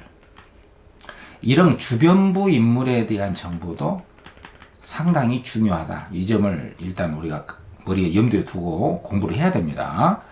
그러면 이제 집주름 영감이란 것은 바로 이제 갑순이 할머니의 남편이니까 그 갑순 할머니의 생각하고 똑같잖아요. 그 양서방은 또 아까 이야기했지만은 그 갑덕어미의 남편이란 말이야. 일단 선지를 한번 보자고. 자, 1번 보면은 집주름 영감이 항상 주어를 잘 보고 그 자기 딸 정이잖아. 분별 없다. 생각 없이 그런 행난 것들하고 갑덕어미라는 그런 인물하고 말다툼을 했다. 그건 뭐 하늘에다가 뭐 침 뱉기다. 자기 얼굴에 침 뱉는 것이다. 분별 없다고 탓을 했잖아요. 그러니까 이런 건 맞다 이 말이야. 근데 그 이유가 뭐냐? 그것은 아내가 갑순이 할머니잖아. 갑순이 할머니가 자기 아내거든? 갑자기 어미 앞에서 자기 딸 정의를 네가 잘못했다. 네가 잘못했다라고 딸을 일부러 나무랬잖아. 나무란 뒤에 남편이 바로 이 집주름 영감이단 말이야. 그러니까 이 선지에서 이 지시하는 인물들이 누구냐를 잘 봐야 돼. 이게 정보를 물었기 때문에 남편, 딸, 갑자기 어미, 아내, 누구냐, 집주름 영감, 딸 이런 식으로 인물들의 정체가 누구냐를 이해를 전제로 해서 문제를 풀으라고 이렇게 출제를 한 거예요. 그러니까 집주인 영감이 자기 딸의 행동을 불멸없다고 말한 이유가 뭐냐? 그것은 그런 그 신분이 낮은 상것들, 행남 것들하고 함께 말을 섞어서는 안 된다 라고 생각했기 때문에 분별없다고 자기 딸을 탓했잖아요. 그리고 그것은 자기 아내인 갑순이 할머니 생각하고 똑같잖아요. 그렇기 때문에 아내가, 갑순 할머니가 갑덕어미 앞에서 자기 딸을 남루한 뒤에 맞잖아. 남편인 집주인 영감한테 집에 돌아와서 밝힌 생각. 그 생각은 뭐야?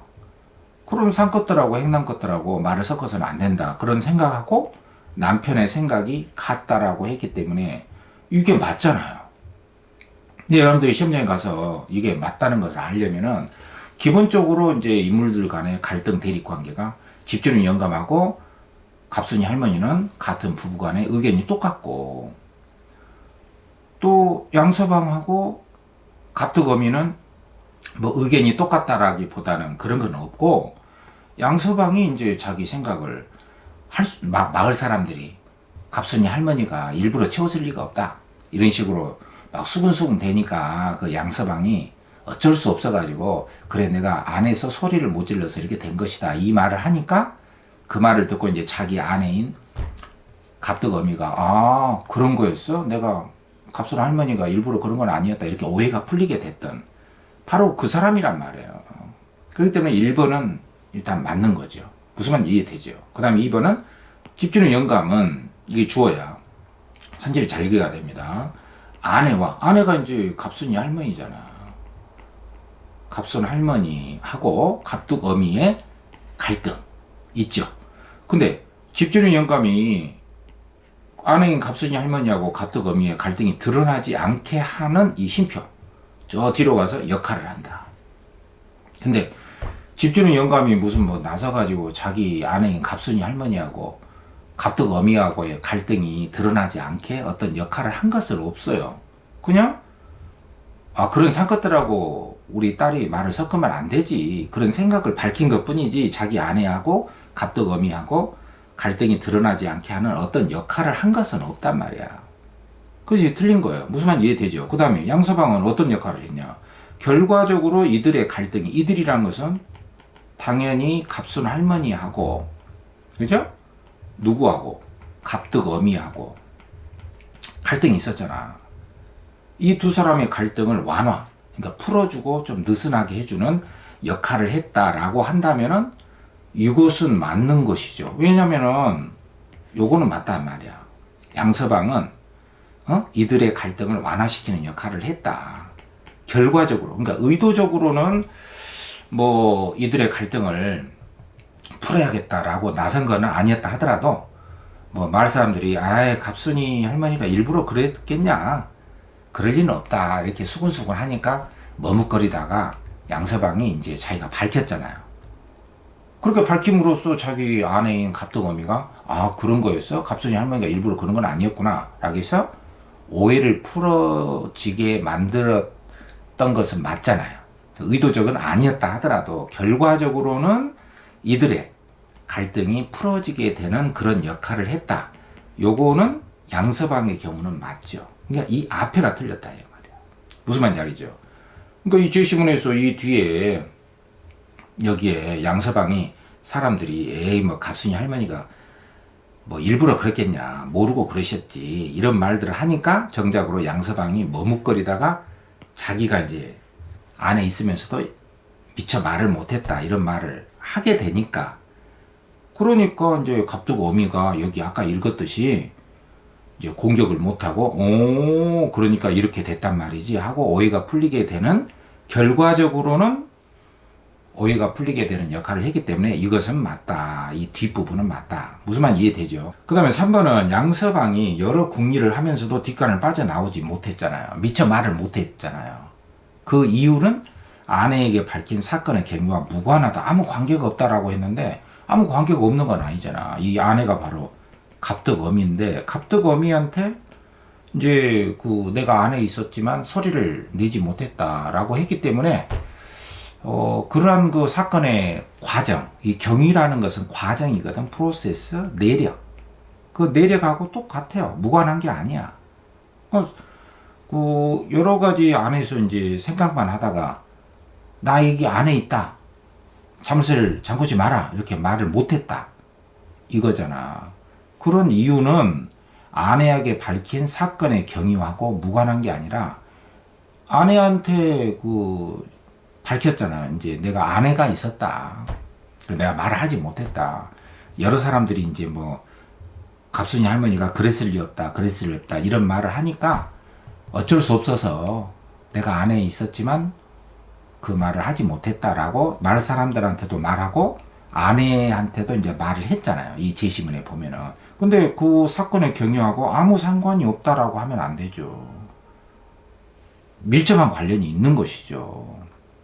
그렇기 때문에 양세방이 뒷간에서 빠져나오지 못한 이유가 아내한테 밝힌 사건의 그 과정하고 아무 상관이 없다라고 하는 거는 틀린 말이고요.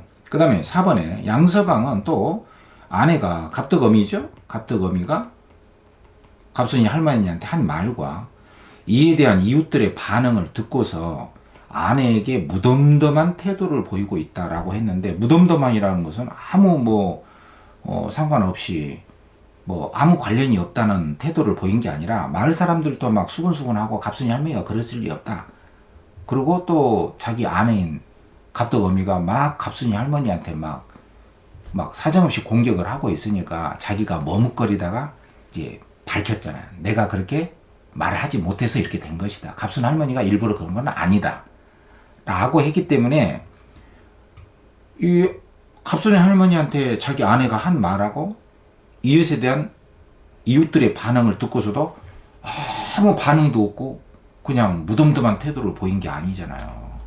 여기에 이제 자기가 밝히지 않으면 안 될 것 같아가지고 머뭇거리다가 말을 했기 때문에 무덤덤한 태도를 보인 게 아니야.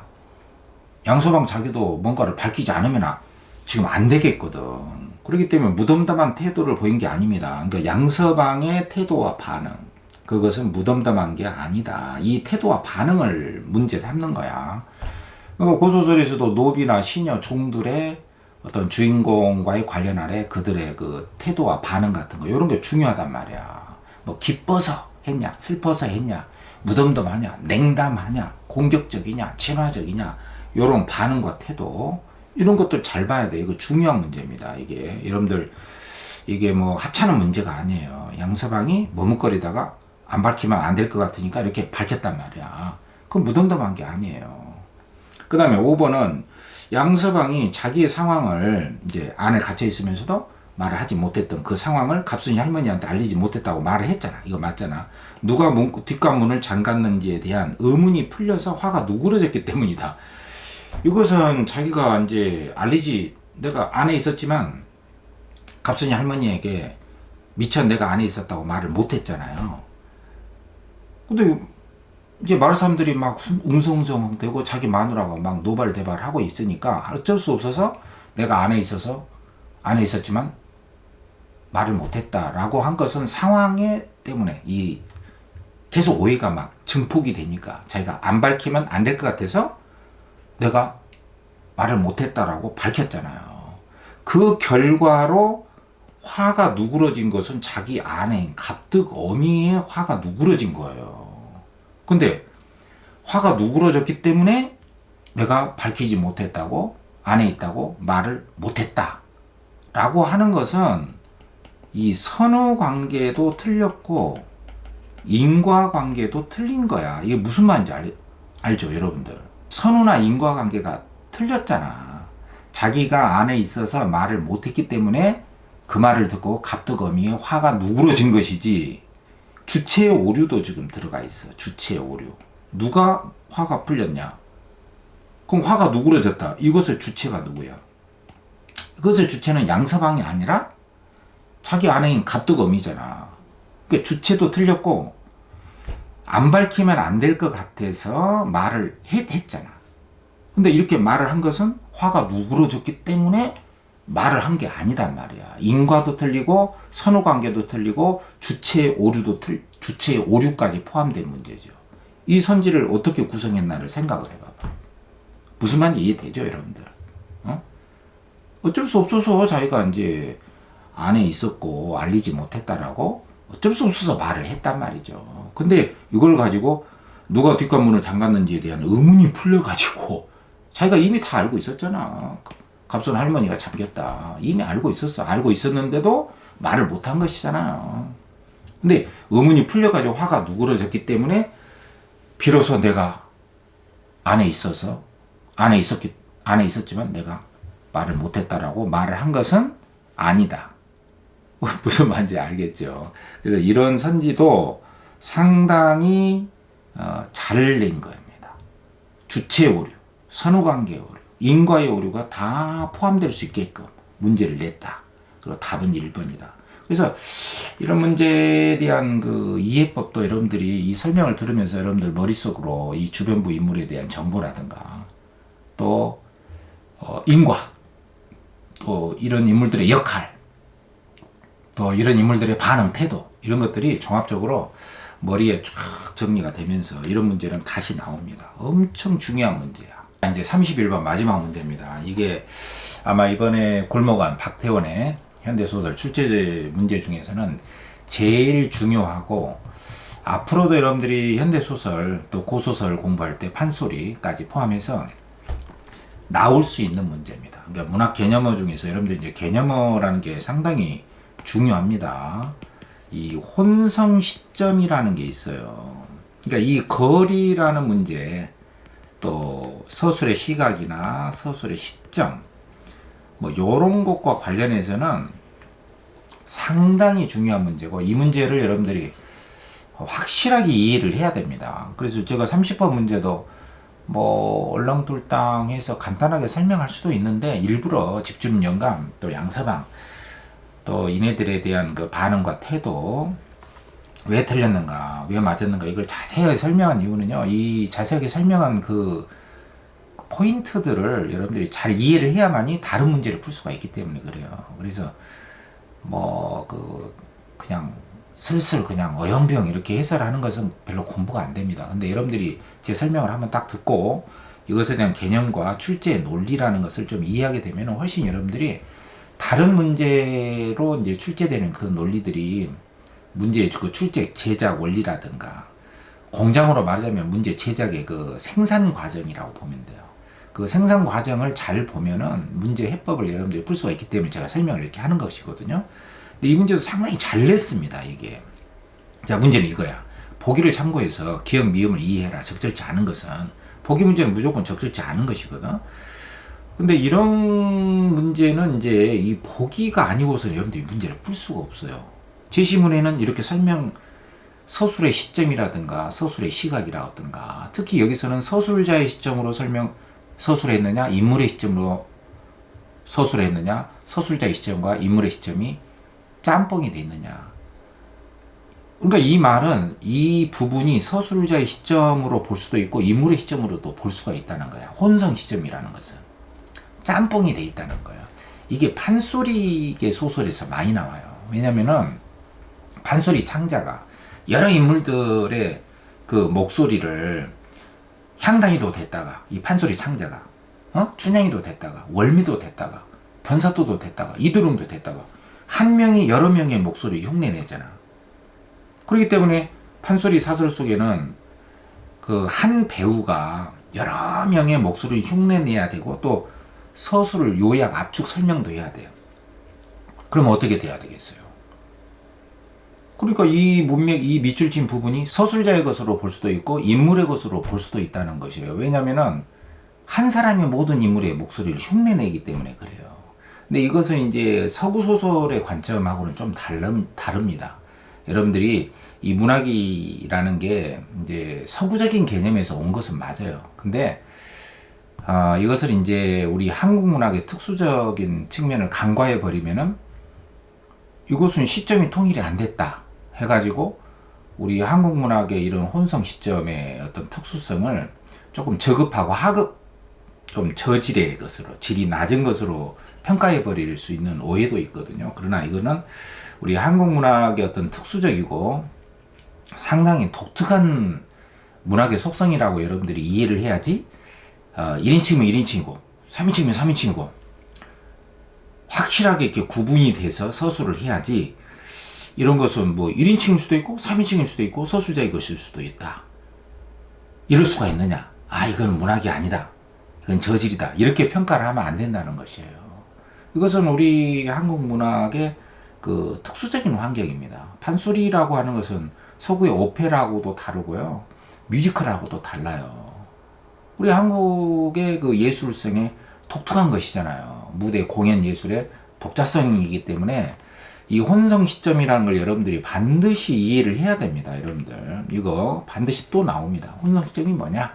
그러니까 서술자는 바깥에 있을 때는 3인칭, 여러 인물들의 심의 속으로 들어가면은 전적 작가 시점. 근데 어느 한 인물만 또 들어가. 그러면 선택적 작가 시점이라고 하잖아. 이런 걸 다 이야기를 할 수는 없지만 1인칭, 나나 우리가 나오면 1인칭. 그럼 1인칭인 내가 주인공일 때는 2인칭 주인공 시점.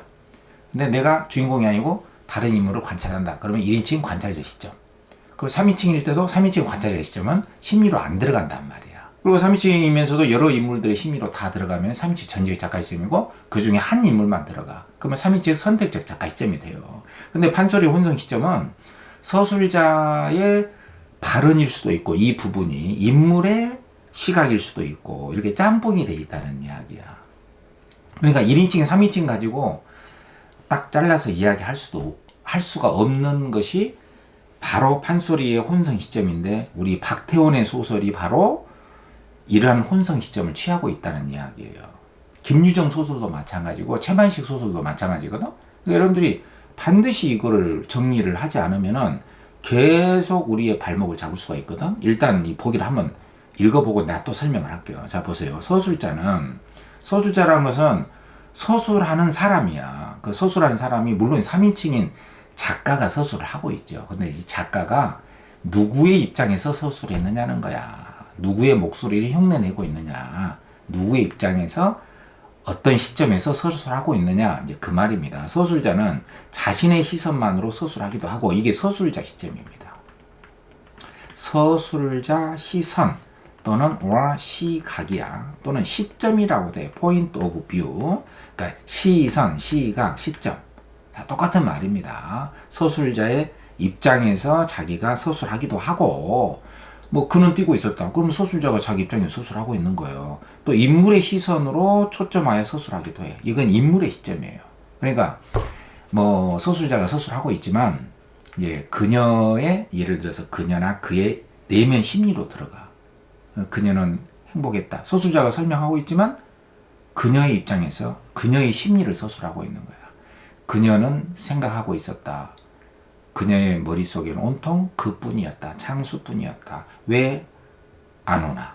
언제 오려나? 그럼 왜 안 오나? 언제 오려나? 그것은 그녀의 입장이지. 물론 서술자가 서술하고 있지만 서술자가 그녀의 입장에서 서술하고 있다는 뜻이야. 무슨 말 이해되죠? 그러니까 서술자 시선, 인물의 시선로 서술할 수가 있다. 그런데 이 작품에서는 두 서술 방식이 서술자 서술하고 인물의 시점이 겹쳐 나타나는 경우가 있다. 이 겹쳐가 바로 거기다 써봐봐. 이게 바로 혼성 시점이라는 거예요. 그렇기 때문에 이때는 서술자는 인물과 거리를 두면서 이 거리라는 것도 개념입니다. 이 거리라고 하는 것은 정서적 거리가 있고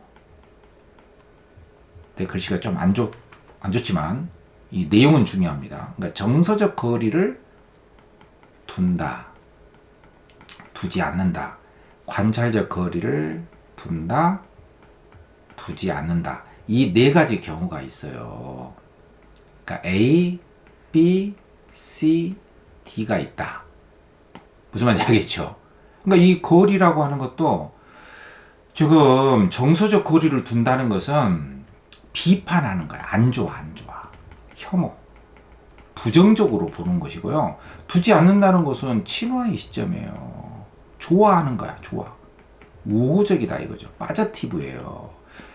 그러니까 서술자가 어떤 대상에 대해서 비판하는 시점도 있잖아. 냉소적이고. 정서적 거리를 두지 않으면은 친화적이야. 그렇게 볼 수도 있고, 관찰적 거리를 둔다는 것은 객관적이야. 행위 묘사, 대화. 그건 보여주기단 말이야. 영화식으로. 뭐 이게 따옴표가 계속 나오잖아. 그러면 객관적으로 관찰적 거리를 두고 보여주는 거야. 영화처럼. 그러나 두지 않는다는 것은 이것은 이제 심리 분석으로 들어가는 거야. 심리 분석. 그녀는 행복했다. 그녀는 장수를 떠올리고 있었다. 그러면 그녀의 두개골 뚜껑을 열고 내면 속으로 들어가기 때문에 관찰적 거리를 두지 않는 것이단 말이죠. 근데 여기서 거리라는 것은 그러면은 정서적 거리냐 관찰적 거리냐 뭘 두고 쓴 거예요? 안 나왔죠. 안 나왔으니까 여러분들이 이 개념을 알고 있어야 돼. 여기서는 결론부터 이 말하면은 정서적 거리를 둔다라고 쓴 거야.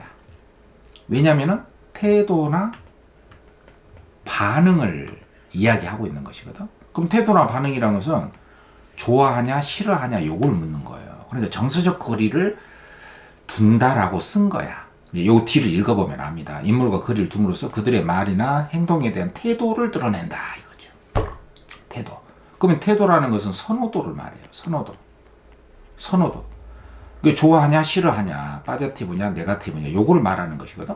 그러니까 이 거리라는 것은 정서적 거리를 말을 한다라고 봐야 돼. 근데 여러분들이 이걸 어떻게 할까? 문학 개념을 알아야 알죠. 이런 문학 개념을 하는 것이 거리와 태도는 딱 고정되어 있는 것이거든요. 이 거리와 태도라고 하는 것은 하나의 쌍으로 돌아가는 개념이란 말이야. 이 거리라는 것도 이 스트리트 이런 지나다니는 거리가 아니야. 이 밖에도 쉼표의 연이은 사용도 있는데 이건 시간의 지연, 이게 질질 끈다. 인물의 상황 등을 드러낸다. 이러한 서술 기법 문맥 속에서 다양하게 보충한다. 자, 이렇게 나와 있어요. 그러니까 지금 이 보기 문제가 얼마나 문학 개념과 문학 출제 논리를 그대로 보여주는 현대소설 전공자 선생님이 낸 게 확실하죠. 이런 그 교육청 문제라든가 사설 모의고사, 여러분들 그 학교의 문제, 물론 뭐 내시 문제를 제가 다 비하하는 것은 아니지만 이렇게 문학 개념의 소설 개념과 이론의 확고한 토대를 두고 문제를 낼 수가 있느냐 이거죠. 이것은 기출문제에서 가능한 것이고 소설 전공자만이 낼 수 있는 문제예요. 그러니까 이 기억에서 리을이 바로 혼성 시점, 그리고 인물에 대한 비판 또 우호적인 태도냐 아니면은 객관적으로 그대로 보여주는 것이냐. 정서적 거리를 둔다는 것은 비판하고 막 깐다는 것이잖아요. 근데 여기에 나타나 있는 이 인물들에 대해서 서술자가 3인칭 서술자인데 정의에 대해서, 갑순이 할머니에 대해서, 갑득어미에 대해서 또는 양서방에 대해서 또 집주름 영감에 대해서 정서적 거리를 둡니까? 정서적 거리를 두고 비판하는 거야? 그렇지 않죠. 또 정서적 거리를 두지 않고 좋아합니까? 그렇지 않죠. 그냥 담담하게 그냥 보여주고 있는 거예요. 자, 요런 사정들을 잘 보면서 그냥 보여주는 거야. 그냥 보여주는 거예요. 자, 그럼 요런 사정들을 보면서 이제 기억에서 미음까지를 혼성 시점이냐 아니냐, 정서적 거리를 뒀냐 안 뒀냐, 관찰적 거리를 뒀냐 안 뒀냐, 요런 것까지를 다 감안해서 우리가 들여다봐야 돼. 자, 한번 보자. 자, 보세요. 자, 여기 기억을 보면 이 기억이 여기 나오잖아요. 아까도 우리가 읽었잖아. 요건 이제 딸을 정의를 일부러 갑순이 할머니가 나무라는 것이거든.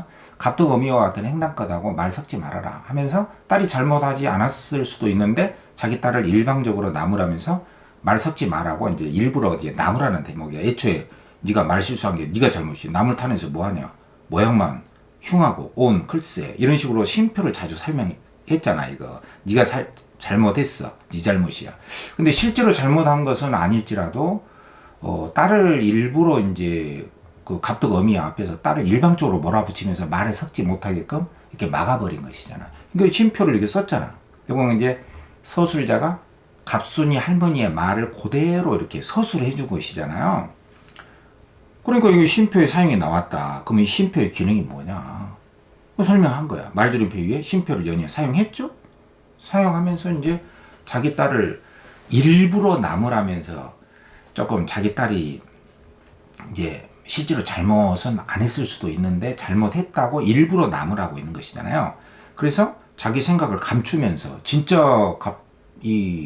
갑순이 할머니의 생각은 저런 그 갑득어미와 같은 행남껏하고는 말 섞지 않는 게 낫다라고 하는 자기 생각을 감추면서 일부러 딸을 나무라 했기 때문에 다른 할 말을 떠올리면서 시간의 지연, 그러니까 뭐 바바바바박 말을 하는 게 아니라 온, 글쎄 하면서 쉼표 하면서 시간을 점점 이렇게 좀 끌면서 자기 딸을 일부러 나무랬단 말이야. 그렇기 때문에 시간의 지연이 있음을 드러낸 것이다 라는 말이 어때?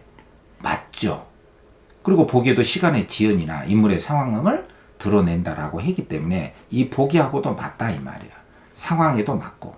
그렇죠? 이건 틀린 게 아니야. 그 다음에 니은은 서술자 자신의 서술하고 인물의 시선으로 초점한 것이 겹쳐 나타났다 했기 때문에 이게 혼성 시점이야. 그럼 나타난 것이 맞냐 틀리냐를 확인해 봐야겠죠. 자, 확인해 보면은 아까도 내가 다 설명을 제시문에서 다 한 것이거든. 자, 니은에 여기 나왔잖아. 아, 그 배우지 못한 행랑껏하고 쌈이 무슨 쌈이냐. 똥이 무서워서 피하냐. 더러우니까 피하는 것이지. 이게 바로 이 갑순이 할머니의 속마음이잖아. 그러면 요 부분은, 자, 요 부분은 갑순이 할머니의 내면 심리를 보여준 거예요. 그러니까 서술자가 갑순이 할머니 입장에서 서술한 거란 말이야. 이거 내가 설명했죠. 요거. 별표 표시. 요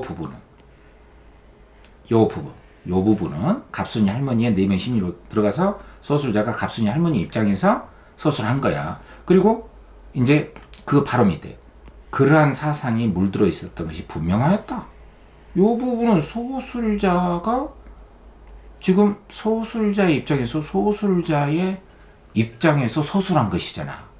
그러면 요 부분은 소술자 입장에서 서술한 것이고 이 앞부분은 갑순이 할머니의 입장에서 서술한 것이잖아.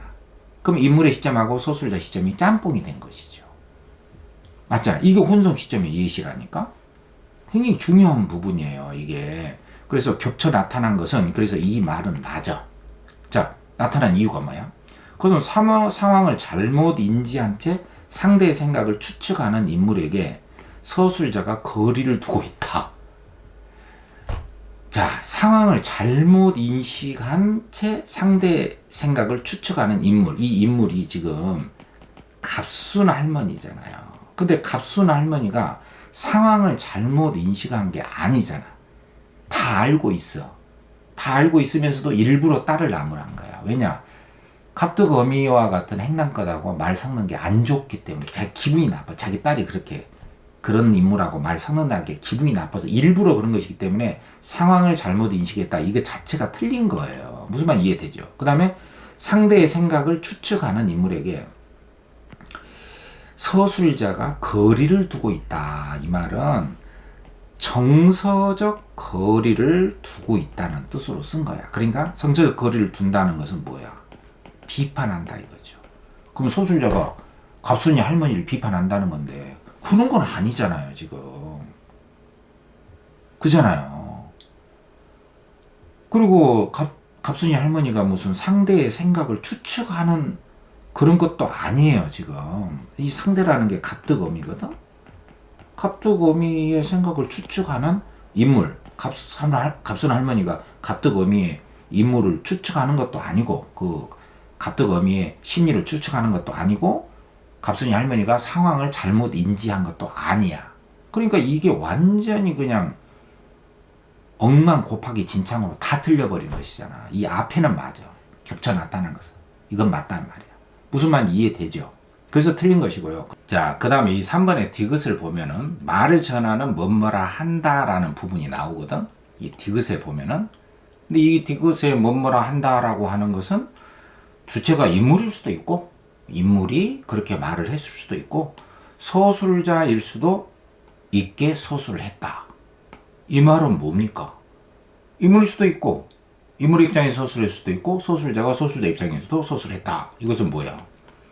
앞에서 살펴봤던 이게 바로 혼성 시점이라는 것이잖아요. 그러니까 이 부분이 혼성 시점이냐 아니냐 이것을 디귿에 가서 확인해 봐야 돼요. 이게 중요하니까. 무슨 말인지 알겠죠? 이걸 일단 확인을 해봐야 되고, 그 다음에 이렇게 서술한 것은 그 이유가 뭐냐? 그것은 인물의 경험을 전하기만 하고 뭐뭐 했다 하더라. 그래서 특정 인물의 편에 서지 않으려고 한다. 이 말은 중립적인 태도를 서술자가 취했다는 거예요. 뭐 누구를 뭐 우호하고 누구를 비판하고 이렇게 정서적 거리를 두냐 두지 않냐 이렇게 노골적으로 비판하거나 노골적으로 뭐 그 편에 서서 예찬하거나 친화적으로 그렇게 하지 않으려는 서술자의 중립적인 태도를 드러낸 것이라고 볼 수가 있다. 근데 이런 판단은 일단은 혼송 시점이냐 아니냐 그것을 일단 판단을 해봐야 되겠잖아. 그래서 혼송 시점이라면은 인물의 편에 서지 않는다. 특정 인물의 편에 서지 않으려고 이렇게 뭐뭐 한다라고 했다. 전하기만 했다. 라는 혼성 시점을 썼다라는 말이 성립이 될 수가 있겠죠. 일단 혼성 시점이냐 아니냐 그것부터 봐야 돼요. 그러면 여기 보면은 디귿에 보면 아까도 다 설명했거든. 그리고 이제 여기 디귿이잖아. 이게 후유하고 한숨조차 내쉬는데 방 안에서들 그러는 소리가 방 안에서 이제 갑순이 그 할머니하고 그 집주름 영감 그 부부들의 대화를 을뜨기 녀석이 들었잖아요. 여기 봐봐. 여기 지금 지저분해졌는데 여기 별표 표시 여기 나오잖아요. 을뜨기 녀석이 나중에 보고하는데 들으니까 누가 들었어? 을뜨기 녀석의 엄마인 갑득어미가 자기 아들이 방 안에서 이렇게 소리하는 거를 듣고 와서 갑득이 엄마한테 이야기해줬단 말이야. 들어보니까 그때 이제 집주인 영감이 그 낮에 정의를 갑순이 할머니가 나무랬다라는 이야기를 듣고 이제 그런 상껏하고 그러다니 하고 집주인 영감이 반응을 하니까 또 이제 그 늙은 마누라가 이 갑순 할머니가 그렇죠 그런 것하고는 상대를 하면은 하늘에 침 뱉기죠. 이러한 소리를 대문 밖까지 그대로 들리더라 한다. 그럼 이 말을 한 사람이 누구냐 이거죠. 그러면 이 말을 한 사람은 이 말을 듣고 자기 엄마인 갑득 엄마한테 말을 했던 누구야? 을뜨기가 말했다. 이렇게 주체를 설정할 수도 있고 을뜨기가 이렇게 말했다라고 하더라라고 서술자가 말했다라고 볼 수도 있잖아. 무슨 말 이해됩니까? 을뜨기가 이랬다라고 한다. 이렇게 말을 전하는 이 사람이 을뜨기라고 볼 수도 있고 인물이라고 볼 수도 있고 서술자가 을뜨기가 이렇게라고 들리더라고 을뜨기가 자기 엄마인 갑득어미한테 말했다라고 하더라라고 서술자가 말했다라고 볼 수도 있잖아. 이거 거부할 수 없잖아요. 이게 혼성 시점이라니까. 이게 혼성 시점으로 볼 수가 있어요. 그 아까도 내가 이 써놨잖아. 이게 제시문 설명하면서도. 그럼 혼성 시점이라고 볼 수도 있어. 이것은. 그러니까 여기에 선지 3번에 서술자일 수도 있고 인물 수도 있고 서술자일 수도 있다. 혼성 시점이다. 맞다 이 말이야. 그럼 이런 혼성 시점을 쓴 이유가 뭘까요? 그것은 서술자가 이랬다라고 한다.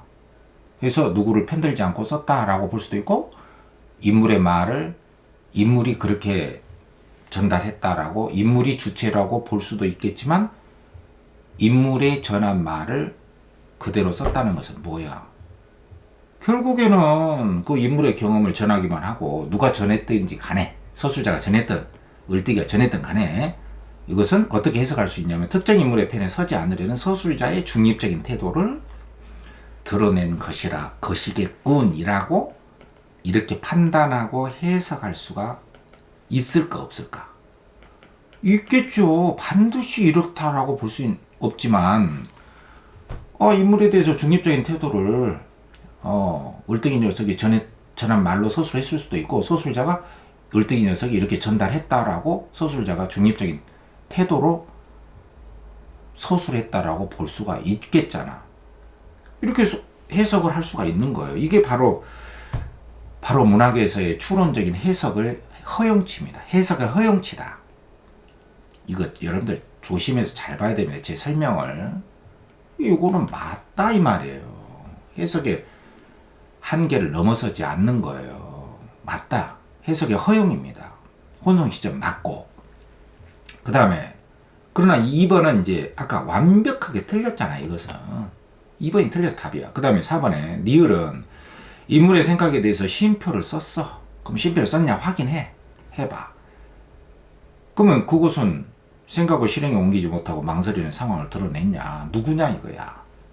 그러면 니을을 보면은 쉼표를 썼냐 망설이는 사람이 누구냐 이걸 확인해 봐야겠죠. 그래서 니을에 보면은 인제는 할 수가 없으니 소리를 한번 질러볼까? 요거는 이제 그 뒷간에 갇혀버린 인물의 심리잖아. 인물의 심리. 이거 누구야? 이게 바로 양소방 아닙니까? 양소방의 심리도 있고, 이런 경우에서 사람들은 흔히 자기가 어떤 수상한 인물인 듯이 스스로 느껴지는 경향이 있다라고 서술자 입장에서 썼잖아. 요것도 혼송 시점이에요, 지금. 요 부분도. 근데 여기에 보면은 인정할 수가 없으니 쉼표. 질러볼까? 하였으나. 이런 경우에 있어. 쉼표. 사람들은 쉼표. 흔히 이렇게 쉼표를 쓴 것은 한번 소리를 질러볼까? 이렇게 망설이는 인물의 심리가 쉼표를 통해서 드러났기 때문에 이것은 지금 인물의 생각에 대해서 쉼표를 썼잖아요. 그것은 실행에 옮기지 못하고 소리를 지를까 말까 이렇게 망설이는 태도를 그런 상황을 썼기 때문에 이것은 그냥 맞잖아. 그렇죠. 그 다음에 미음에 감탄사의 쉼표를 또 썼어. 그럼 썼는 거 확인해보고 새로운 정보를 바탕으로 사건을 파악하는 상황을 드러낸 것이겠고, 그러면 이 쉼표를 쓴 사람이 누구냐? 마지막이죠. 이제 마지막. 그러니까 쉼표, 쉼표, 무엇, 쉼표. 말할 것도 없이 잠겨져서 쉼표, 그냥 갇힌 채 쉼표. 그런 것이로군. 이것은 지금 이제 갑독어미가 양서방의 말을 듣고 이제 알았다. 상황을 알았다. 그 깨달음, 오해가 풀렸다 이 말이죠. 그래서 쉼표를 사용했다. 맞고 이것은 정보를 바탕으로 새로운 정보, 새롭게 알았어. 양서방 자기 남편의 말을 듣고. 그래서 사건을 파악하는 상황. 누가? 갑독어미가. 네? 무슨 말인지 알겠죠, 여러분들? 그래서 이런 것들은 쉼표를 사용한 이유들 4번, 5번 맞고 1번 또 말줄임표 쉼표 맞고, 근데 선지 2번은 혼성 시점은 맞지만 상황을 잘못 파악한 것이 갑순 할머니도 아니고 상황을 잘못 파악했기 때문에 그런 인물에 대해서 깔려고 서술자가 깔려고 심적 거리, 정서적 거리, 서술자 거리를 두고 그런 것이 아니다 이 말. 상황을 잘못 파악한 것도 아니고 잘못 파악하기 때문에 그런 인물을 깔려고 서술자가 한 것이 아니기 때문에 2번만큼은 완전히 그냥 엉망진창으로 틀리게 만들어가지고 답을 탁 만들었다 이 말이에요. 그러니까 얼마나 좋은 문제입니까? 근데 여러분들이 이런 문제에 대한 것을 이 문학 개념에서 거리와 시점, 태도, 거리, 시점, 태도, 정서적 거리, 관찰적 거리, 정서적 거리를 두냐, 두지 않느냐, 관찰적 거리를 두냐, 두지 않느냐. 관찰적 거리를 두지 않는 건 심리 속으로 들어간 거예요. 근데 여기서는 관찰적 거리로 낸 문제가 아니거든. 여기에 어떤 인물에 대해서 거리를 둔다는 것은 정서적 거리를 둔다는 걸로 문제를 낸 거라니까. 이거 보면 알잖아요. 선지에 보면은. 그러니까 굉장히 좋은 문제입니다, 이게. 그래서 여러분들한테 이제 다 끝났죠. 다시 한번 당부하고 싶은 것은 보기 문제 잘 파악하시고 31번 빛나는 문제입니다. 30번 주변부 인물에 대한 정보, 그리고 29번 ASC 인물들 사이의 갈등 관계, 그다음에 전체적인 문제. 굉장히 잘 낸 문제고요. 앞으로도 이런 식으로 나옵니다. 그래서 거대한 사건 이런 거 절대 안 나옵니다. 그래서 사소한 일상인들의 심리, 그리고 거기에 깔린 전제, 그다음에 시점, 거리, 태도, 반응 이런 것들이 어우러진 이런 문제에 여러분들이 익숙해져야 돼요. 그래서 제가 설명한 부분을 다시 한번 반복해서 듣고 질문도 많이 하세요. 자, 너무 오래됐습니다. 이 문제 설명하느라고. 그렇지만 중요한 문제이기 때문에 제가 설명을 자세히 한 것이고, 여러분들 잘 파악하고 모르는 건 꼭 질문하고 거듭 반복해서 이 문학 개념을 잘 파악하시고 출제의 논리들, 정답을 설정한 근거들, 왜 틀렸는가, 해석의 허용치, 어느 선까지 허용해야 되는가 이런 것들 잘 보고 정리를 잘 하시기 바랍니다. 자, 여기까지 일단 소설 지문 골모가 수고했습니다.